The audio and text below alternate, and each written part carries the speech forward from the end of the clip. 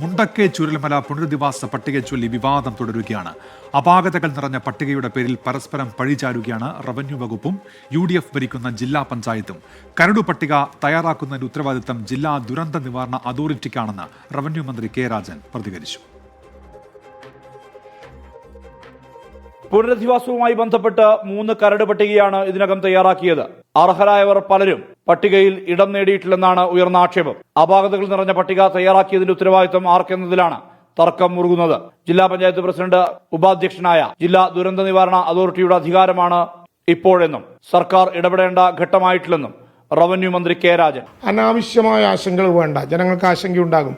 ഒരാളെയും ആ മണ്ണിൽ ഒറ്റപ്പെട്ടവരായി വീടില്ലാത്തവരായി ഈ ദുരന്തത്തിൽപ്പെട്ട ഒരാളെയും സർക്കാർ ഒറ്റപ്പെടുത്തില്ല. അവർക്ക് എല്ലാ സംവിധാനവും. പട്ടികയിൽ ജില്ലാ പഞ്ചായത്തിനെ കുറ്റപ്പെടുത്തി CPI വയനാട് ജില്ലാ സെക്രട്ടറിയും രംഗത്തെത്തിയിരുന്നു. അപാകത നിറഞ്ഞ ലിസ്റ്റിന്റെ പൂർണ്ണ ഉത്തരവാദിത്തം ജില്ലാ പഞ്ചായത്ത് പ്രസിഡന്റ് ഉൾപ്പെടെയുള്ളവർക്കെന്ന CPI ജില്ലാ സെക്രട്ടറി EJ ബാബു. നാളിതുവരെയായിട്ട് ഒരു പരിഹരിക്കപ്പെടാൻ പറ്റാത്ത വിധത്തിൽ ഈ ലിസ്റ്റ് ഉണ്ടാക്കിയതിന്റെ പൂർണ്ണ ഉത്തരവാദിത്വം ജില്ലാ പഞ്ചായത്ത് പ്രസിഡന്റ് അടക്കമുള്ള ആളുകൾക്കാണ്. എന്നാൽ കാര്യങ്ങൾ അറിയാതെയാണ് CPI ജില്ലാ സെക്രട്ടറിയുടെ പ്രതികരണമെന്ന് ജില്ലാ പഞ്ചായത്ത് പ്രസിഡന്റ് സംഷാദ് മരക്കാർ. CPI ജില്ലാ സെക്രട്ടറി പറഞ്ഞ പടവട്ടിക്കുന്ന് എന്തുകൊണ്ടാണ് ഇതിനകത്ത് ഉൾപ്പെടാത്തത് എന്ന് അദ്ദേഹത്തിന് ഇതുവരെ മനസ്സിലായില്ല. അത് ഉൾപ്പെടാത്തത് സർക്കാരിന്റെ ഉത്തരവാണ്.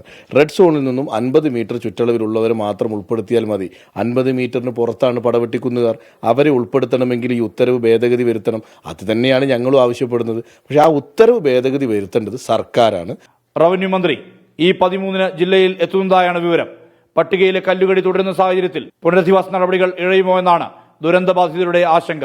24 വയനാട്.